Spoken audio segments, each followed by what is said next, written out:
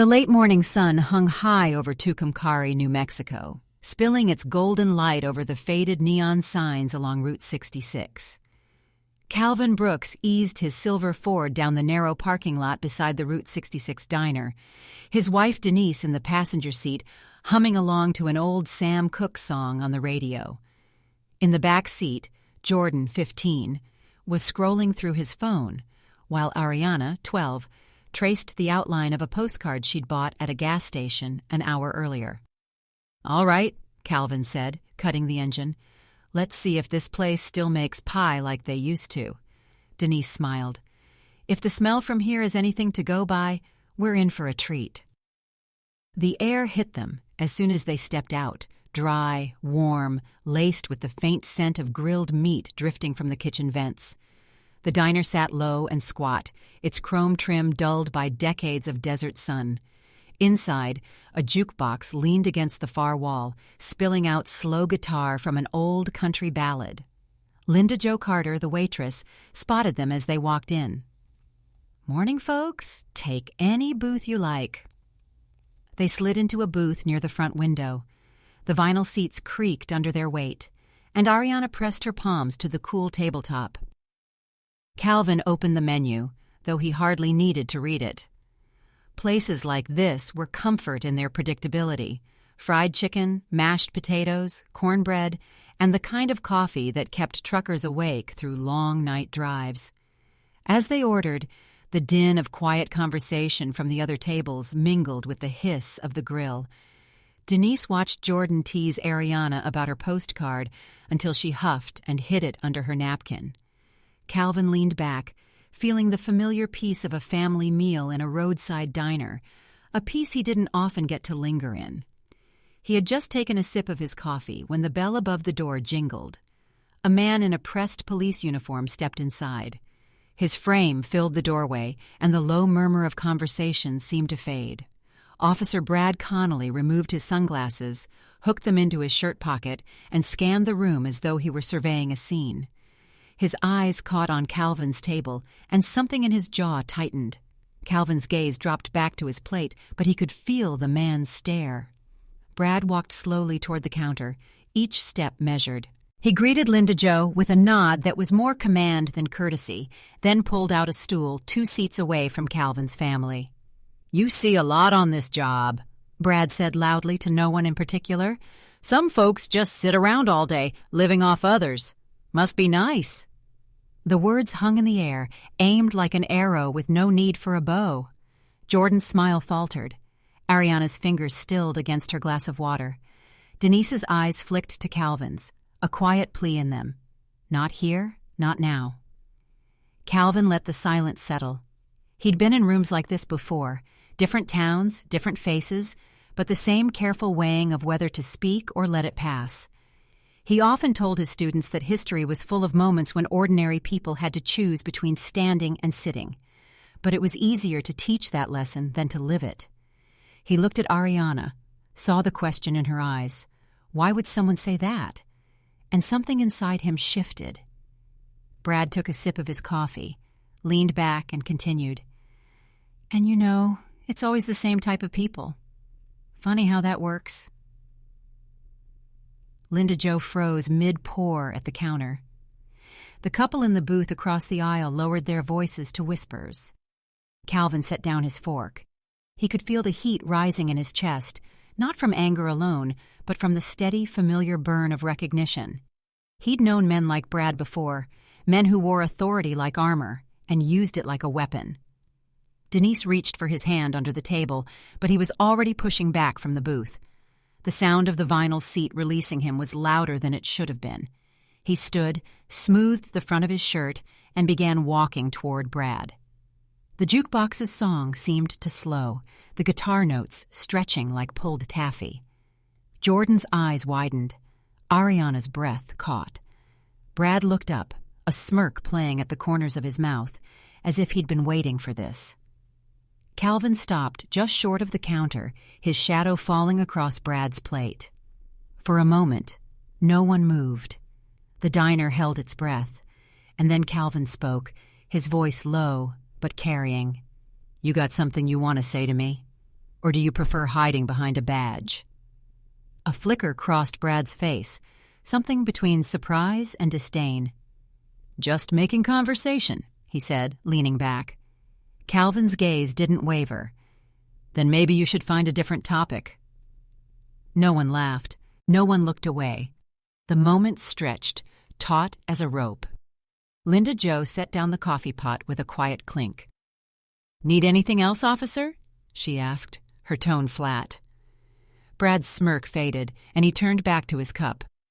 Calvin stood there a second longer, then returned to his booth. Denise's hand found his under the table again, squeezing once. Ariana's eyes were still on him, wide and unblinking. Jordan let out a breath he didn't know he'd been holding. The jukebox rolled into the next song. Outside, a semi rumbled past, its horn low and distant. But inside the diner, the air hadn't cleared. Not yet. The conversation around the diner picked back up, but it was thinner now, like voices after a storm. Calvin kept his eyes on his plate, though he wasn't hungry anymore. He broke a piece of cornbread in half, handed it to Ariana, who took it without a word. Brad remained at the counter, his broad back angled toward them, but every so often Calvin could feel the man's eyes shift in his direction. It was a presence more than a glance, heavy and deliberate. Denise sipped her coffee, her fingers wrapped tightly around the mug. "Let's just finish and go," she murmured, so low only Calvin could hear. He nodded, not trusting himself to answer. From the booth by the jukebox, an older couple kept looking over, their expressions caught between curiosity and discomfort. One of them, a man in a weathered baseball cap, finally spoke up, his voice carrying just enough to be heard. "Some folks just can't leave well enough alone." It wasn't clear if he was talking about Calvin or Brad. That was the thing about places like this. Lines were rarely drawn out loud, but everyone knew where they stood. Linda Jo came by with a fresh pot of coffee. "Refill?" she asked, her voice a touch softer than before. "Just the check," Calvin said. She nodded, slipping the bill onto the table without comment. Her eyes, though, lingered on Ariana, and there was something there, a small apology maybe, or an understanding she couldn't voice. As Calvin reached for his wallet, Ariana broke her silence. Why was he saying that stuff? The table went still again. Jordan glanced at his sister, then at his father. Calvin met Ariana's gaze. He could have offered the kind of answer that tied everything up neatly, but there was no neatness to be found in the truth. "Because some people think they can see your worth just by looking at you," he said. Ariana frowned, processing that. "That's dumb." "Yes," Calvin replied quietly. "It is." They slid out of the booth. The door chimed as they left, and the bright midday sun met them head-on. The air outside felt cleaner, though Calvin knew it wasn't. In the parking lot, Denise walked ahead with Ariana, while Jordan lingered by his father's side. "Dad," he said, "I thought you were gonna, do more." Calvin gave him a sidelong look. "More isn't always better." Jordan nodded, though it was the kind of nod that said he wasn't convinced yet. From inside the diner, the faint clink of dishes and the hum of the jukebox followed them. Calvin didn't look back. They climbed into the Ford. Denise fastened her seatbelt and stared straight ahead. Ariana was quiet, her hands folded in her lap.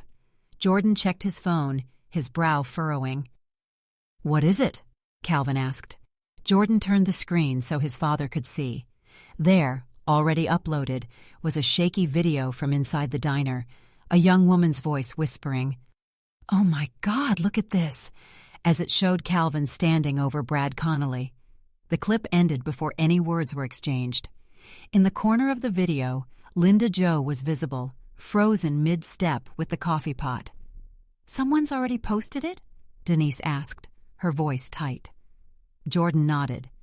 "It's getting views, Dad. Like, a lot." Calvin stared at the screen for a moment, then put the truck in gear.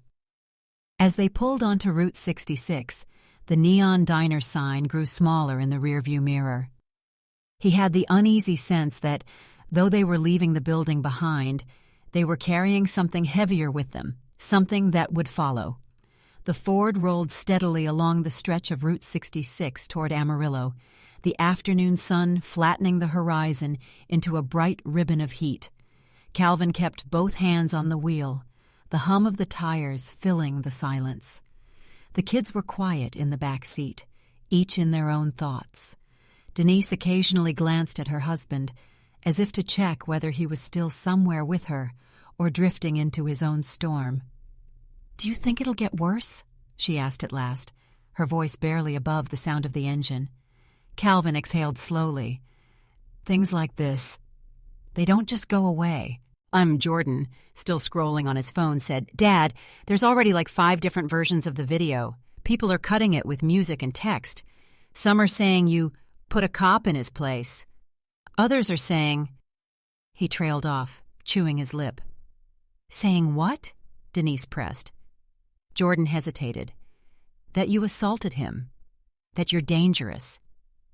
Ariana looked up from her lap. "That's not true. He was being mean first." Calvin's eyes stayed on the road.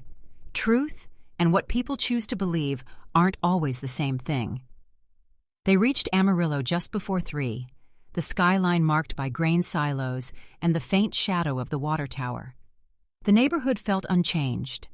Neatly trimmed lawns, kids on bikes, the smell of someone grilling in the distance. But there was a new awareness in Calvin's chest, as if the world had tilted slightly during the drive home. Inside, Denise set her purse down and went to start a load of laundry. Calvin lingered in the hallway, listening to the hum of the washing machine, the sound grounding him. Ariana went to her room. Jordan sprawled on the couch, phone still in hand. Calvin poured himself a glass of water and stood at the kitchen sink, staring out at the backyard. A basketball hoop leaned slightly to one side, the net frayed from years of sun and wind. He thought of the history lessons he'd taught, how single moments had sparked movements for better or worse. He'd never imagined his own life becoming a chapter like that. That evening, Denise made spaghetti, her comfort dish. The 4 of them sat at the table, the clink of forks on plates filling the space between conversations. The smell of tomato sauce mixed with the faint scent of laundry detergent drifting from the laundry room. Midway through dinner, Jordan's phone buzzed. He glanced at the screen, frowned, then showed it to Calvin. It was a message from a friend at school. "Dude, you're on TikTok. Everyone's talking about it." Calvin set the phone face down. "Eat," he said gently. Ariana looked between them. "Is it bad?" Denise answered before Calvin could. "People will say what they want. What matters is what we know to be true." Later that night, when the kids were in bed, Calvin and Denise sat in the living room. The news was on, low volume, showing the diner video alongside a stock photo of Brad Connolly in uniform. A reporter's voiceover framed the incident as an altercation between a local resident and a police officer, now under investigation. Denise muted the TV. "They're already spinning it." Calvin rubbed his forehead. "I didn't yell. I didn't push him hard enough to hurt him. He stopped, searching for words. "I just needed Ariana and Jordan to see I wouldn't let that slide." Denise reached over, took his hand. "They saw. Trust me, they saw." The next morning, Calvin woke early. He made coffee, sat at the kitchen table, and scrolled through his own phone. Messages poured in, some from old friends offering support, others from strangers accusing him of disrespecting law enforcement. The worst ones didn't bother with politeness. He set the phone down, staring at the steam curling from his mug. At school, the principal, Mrs. Hartman, called him into her office. She closed the door gently. "Calvin, I know this is personal, but the district's getting calls. Some parents are concerned. We're not making any decisions yet, but maybe lay low for a while." "I teach history," Calvin said, "not controversy." Mrs. Hartman gave him a sympathetic look. "Right now, they're the same thing." That evening, the 4 of them went for a walk around the block. The air was cooler, the sky streaked pink and orange. Ariana rode her bike ahead, Jordan trailing behind with his hands in his hoodie pockets. As they turned the corner, a car slowed beside them. The driver, a middle-aged man Calvin didn't recognize, rolled down his window. "Hey," he called out, "good for you, man. Someone had to say it." Before Calvin could respond, the man drove off. Ariana pedaled back toward her father. "Was he talking about you?" Calvin smiled faintly. "I think so." "Then why do you look sad?" she asked. He didn't answer right away. "Because sometimes, even when you're right, it costs you something." Later that night, Calvin sat alone in the backyard. The neighborhood was quiet, save for the chirp of crickets. He could see the glow of the diner sign in his mind, the smirk on Brad's face, Ariana's questioning eyes. Denise came out with 2 mugs of tea. She handed him one, then sat beside him. "Whatever happens next," she said, "we face it together." Calvin nodded, feeling the truth of it settle in his bones. Somewhere out there, the video was still spreading, the comments multiplying. But here, in the small circle of light from their back porch, there was only the sound of night, the warmth of the tea, and the steady presence of the woman who'd been by his side through every chapter so far. By Monday morning, the video from the diner was everywhere. Not just on TikTok or Instagram, local news stations had run it on repeat over the weekend, each framing it with their own spin. Some showed only the moment Calvin leaned in toward Officer Brad Connolly, his hand on the man's shoulder. Others slowed the footage, zooming in as though the truth could be found in pixels. At Amarillo High School, the hallways buzzed with whispers. Calvin walked in with a coffee in hand, the brim of his cap pulled low. A few students offered shy waves, but most kept their distance, watching him with a mix of curiosity and uncertainty. Mrs. Hartman met him at his classroom door. "Calvin," she said quietly, "the superintendent called again. They're asking if you'd consider taking a leave of absence, just until things cool down." Calvin kept his voice even. "And if I say no?" Her expression softened, but her words didn't. "Then they might make the decision for you." Inside his classroom, the first period students filed in, their chatter subdued. Calvin began his lesson on the Reconstruction era, the chalk squeaking softly against the board. Midway through, a hand shot up. "Yes, Maria?" She hesitated. "Mr. Brooks, were you scared? In that video?" The room went silent. Calvin set down the chalk. "Being scared isn't the same as backing down," he said after a moment. "Sometimes you can be both." Maria nodded slowly, as if she'd just been given permission to feel something she didn't have a name for. At lunch, Calvin sat in the teacher's lounge with a sandwich and an unopened can of soda. The TV in the corner was tuned to a daytime talk show, where a panel of hosts debated the diner incident. One called Calvin's actions a teachable moment. Another labeled it reckless escalation. He turned the TV off. When he got home that afternoon, 2 reporters were parked across the street in a van with a satellite dish. Denise was standing on the porch, arms crossed. "They've been here since noon," she said. "I told them no comment." Calvin nodded, his jaw tight. "Kids inside?" "In their rooms. Ariana's doing homework. Jordan's on his phone, probably watching more of this mess." That evening, over dinner, Jordan finally spoke up. "Dad, some kids at school are saying you're a hero. Others are saying you're just looking for trouble." Calvin set down his fork. "What do you think?" Jordan shrugged, but his voice was quiet. "I think you didn't let him get away with it." Ariana piped up. "I told my friend Claire what happened, and she said her uncle's a cop, and..." She said, "Maybe you should have just ignored him." Denise reached across the table, resting her hand over Ariana's. "Sometimes ignoring people works. Sometimes it doesn't."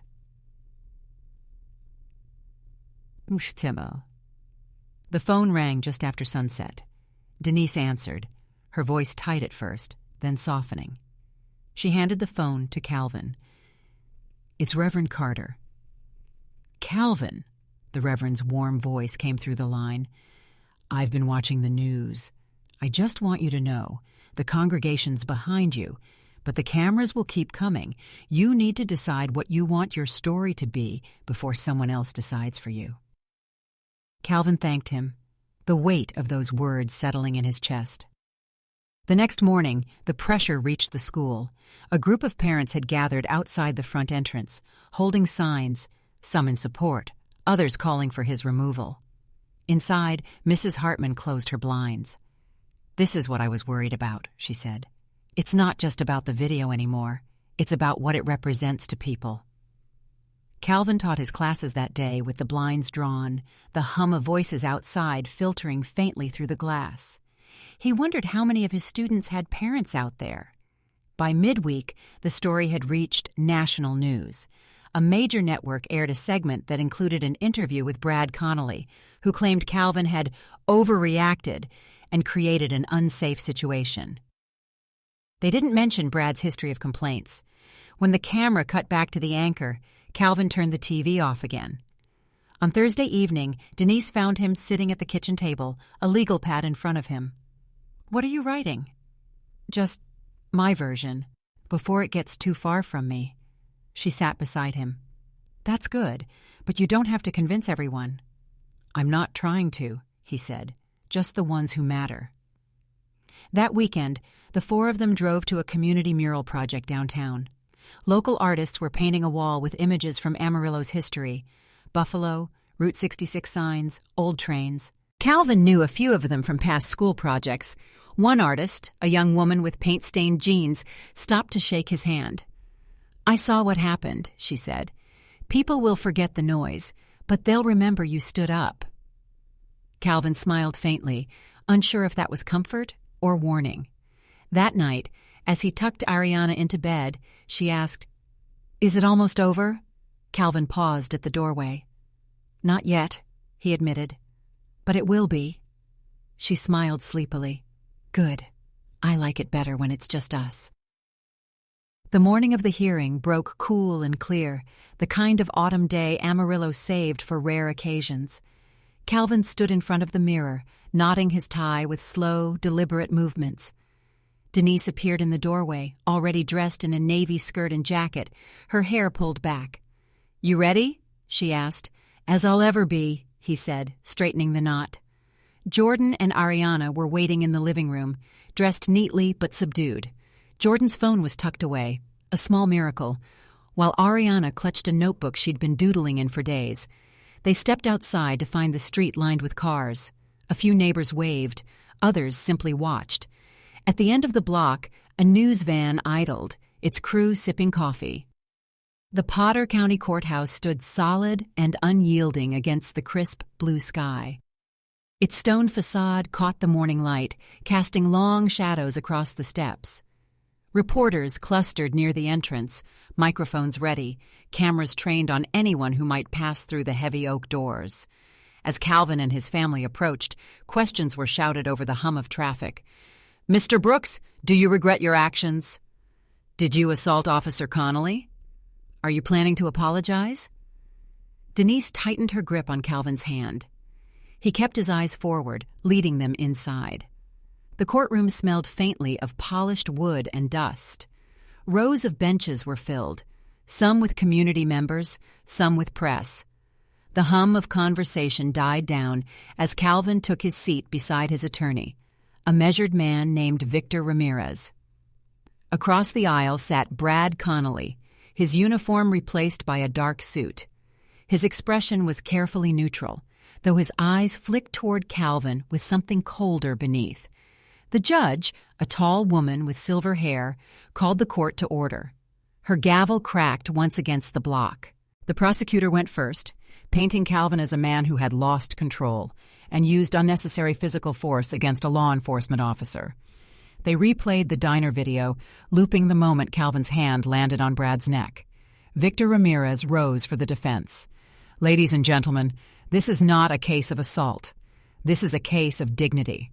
My client acted to protect his family from verbal harassment and intimidation, actions unbecoming of any officer sworn to serve the public. Linda Jo Carter was called to the stand. She walked with her head high, her apron replaced by a simple dress. "Ms. Carter," Victor began, "can you describe what you saw that day?" Linda Jo nodded. "I saw Officer Connolly walk in and make comments loud enough for everyone to hear. Comments aimed at Mr. Brooks and his family. I saw the kids stop smiling. I saw Mrs. Brooks tense up, and I saw Mr. Brooks stand and walk over, calm as you please, and put his hand on the officer's shoulder. No yelling, no hitting, just making it clear the line had been crossed." "Oh, he sees." The prosecutor pressed her, suggesting she might be biased. Linda Jo didn't flinch. "I serve a lot of people in that diner. I know the difference between small talk and an attack." When it was Calvin's turn, he stepped to the stand, his heart steady. Victor's questions guided him through the events. The meal, the remarks, the decision to act. "What made you get up from that table, Mr. Brooks?" Victor asked. Calvin glanced toward the jury. "I looked at my daughter. She was looking at me like she was waiting to see what I would do. I couldn't teach her about history, about standing up for what's right, and then sit there and let it happen in front of her." His voice didn't waver, but the room seemed to lean in. The prosecutor's cross-examination was sharp, suggesting Calvin could have asked for the manager, left the diner, or reported Brad later. "I could have," Calvin admitted. "But some moments don't wait for later." By the afternoon, closing arguments were made. Victor's final words hung in the still air. "This is not about disrespecting authority. This is about authority respecting us in return." The judge announced that she would review the evidence and reconvene with a verdict in 2 days. The gavel fell again, and the room exhaled as one. Outside, the courthouse steps were crowded with reporters. Microphones angled toward Calvin, voices clamoring for a statement. He stopped just long enough to say, "I told my story in there. That's where it belongs." Then he walked down the steps, Denise at his side, Jordan and Ariana close behind. That evening, the house was quiet. Calvin sat in the living room, the soft tick of the wall clock filling the space. Ariana came in, curling beside him on the couch. 2 more days, she said. He put an arm around her. 2 more days, he agreed. The day of the verdict began under a sky the color of pewter. A light wind pushed dry leaves along the sidewalk as Calvin and his family made their way up the courthouse steps. This time the crowd outside was bigger. Supporters holding handmade signs, opponents holding printed ones. One woman near the entrance called out, "We believe you, Calvin!" Another voice, sharper, shouted, "Respect the badge!" The 2 shouts tangled in the air before being swallowed by the sound of camera shutters. Inside, the courtroom was nearly full. Calvin sat beside Victor Ramirez, hands clasped in his lap. Denise sat just behind him with the kids, her palm resting on Ariana's shoulder. When the judge entered, the room fell into a hush. "Mr. Brooks," she began, her tone steady, "after reviewing all testimony, evidence, and applicable law, this court finds that your actions, while unorthodox, did not constitute criminal assault. Your intent, as supported by witness accounts, was to protect your family from harassment. Therefore, you are acquitted of all charges." A ripple moved through the courtroom. Gasps, murmurs, the scrape of chair legs on the floor. Denise exhaled sharply, her grip tightening on Ariana's shoulder. The judge continued, "Furthermore, the court recommends a review of Officer Connolly's conduct by the Amarillo Police Department." Brad Connolly's jaw flexed. He kept his eyes forward, but Calvin could feel the heat of the man's anger from across the aisle. Victor shook Calvin's hand. "You're free to go," he said quietly, a rare smile breaking through his usual reserve. As they exited the courthouse, the steps erupted with cheers from one side and jeers from the other. Reporters crowded in, but Calvin only offered a single sentence. That was a lesson. That evening, local news ran the verdict as their lead story. They showed Calvin leaving the courthouse, then cut to a statement from the police department announcing that Brad Connolly had been placed on administrative leave pending investigation. By the weekend, word spread that Brad had been dismissed from the force. An official statement cited a pattern of conduct inconsistent with the department's values. Some celebrated the decision. Others called it a witch hunt. The noise didn't surprise Calvin anymore. 3 days later, a plain envelope appeared on the Brooks' front porch. Inside was a handwritten note. "You made room for my story to matter. Thank you." There was no signature. Denise read it twice, then handed it to Calvin. "Any idea who it's from?" He shook his head. "Doesn't matter. I think I know what they mean." That Sunday, the family went out for breakfast at a different diner, one on the quieter side of town. The waitress, a woman about Calvin's age, recognized him immediately. "Coffee's on the house today," she said with a smile. "For you and your family." Ariana looked at her father. "Does this mean it's over?" Calvin smiled faintly. "It means this part is over." Back at home, Jordan sat on the porch steps, scrolling through his phone. "Dad, someone made a mural in Amarillo with your face on it. Well, not your whole face, just the back of you standing in the diner, facing that cop. It's kinda cool." Calvin chuckled. "Let's just hope it ages better than the real thing." That night, as Denise read in bed and the kids settled into their rooms, Calvin stood by the window, looking out over the street. The verdict had cleared his name, but it hadn't erased the memory, nor had it erased the questions about authority, about when to speak and when to walk away. In the quiet, he whispered to himself, "We're still here. That's enough for now." The first day Calvin returned to Amarillo High School after the trial, the halls felt different. Students still whispered when he passed, but now there were nods. Quiet, "Welcome back, Mr. Brooks," murmured from the edges. In his classroom, the smell of chalk dust mixed with the faint scent of coffee from a travel mug on his desk. He wrote the day's lesson on the board, "Acts of Courage in American History." As the first bell rang, he faced the room and said, "Courage isn't always loud. Sometimes it's choosing not to look away." The students watched him closely, some scribbling notes, others just listening. That weekend, the Brooks family attended the unveiling of a new mural on Polk Street. The wall was awash in color. Route 66 signs, vintage cars, prairie skies.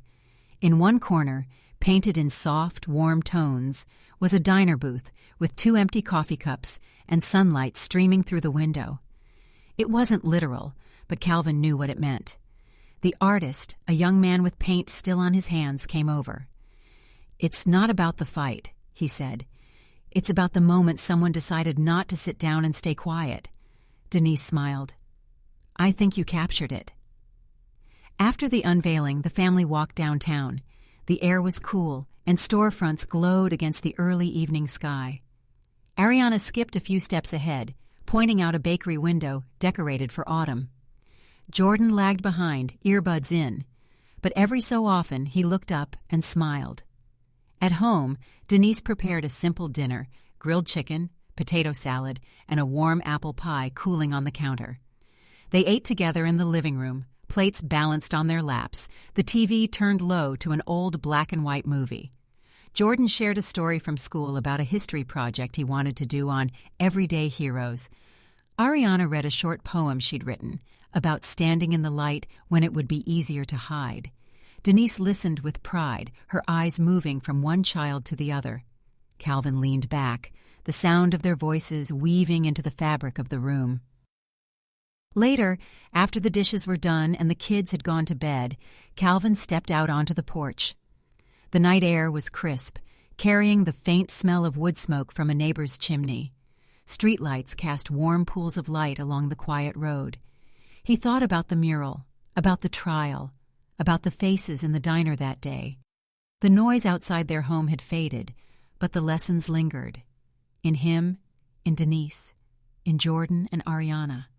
Denise came to stand beside him, wrapping her sweater tighter around her shoulders. "You thinking about all that's happened?" He nodded, just wondering if it was worth it. She looked at him for a long moment. "It was. Because you showed them, our kids, that silence isn't always the safest choice. They stood together, listening to the hum of the streetlights, the rustle of leaves along the sidewalk. Calvin's eyes drifted toward the horizon, where the last traces of daylight had faded to deep blue. He let out a slow breath. "Let this be enough," he murmured. Denise slipped her hand into his. "It is." The quiet streets of Amarillo settle under the soft glow of the street lamps, and somewhere a porch light flickers like a silent witness to the seasons that have passed. Calvin's story, though rooted in one tense afternoon at a diner, has grown far beyond those 4 chrome-lined walls. Neighbors still talk about the mural on Polk Street, the one that catches the light just so in the late afternoon, and how it stands as a reminder that courage often blooms in the smallest, stillest moments. For the Black community in town, it became more than paint on brick. It became a mirror, reflecting a truth they had long carried. What began as an unplanned act of dignity in front of his family had rippled outward, touching classrooms, coffee shops, and even dinner tables where folks don't often speak about these things. People learned that standing up doesn't always mean shouting, and that grace under pressure can be as strong a force as any protest march. The Black community understood this well. They had lived through decades of being seen but not heard, and they recognized the steady resolve in Calvin's choice that day. In a world quick to judge by appearances, the lesson was simple but lasting. Hold on to your dignity, speak the truth when it matters, and remember that the way you carry yourself can shift the way others see the world. At its heart, the story whispers a reminder, guarding your self-respect and stepping forward with calm, human decency doesn't just reclaim justice. It plants something better in the soil where hurt once grew. The Black community has shown time and again how this planting works.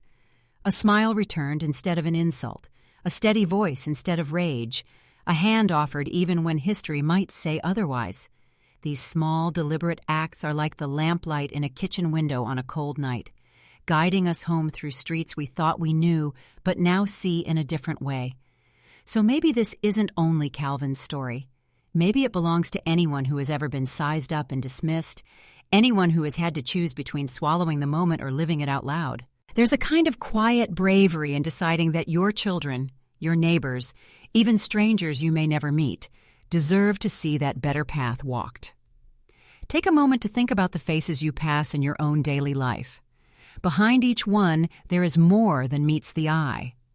If this story has stirred something in you, perhaps a memory, perhaps a sense of possibility, consider sharing it. Pass along not just the words, but the warmth they carry, to someone who might be in need of a little more light tonight, because in the end, it is often the smallest, most human gestures that leave the deepest mark.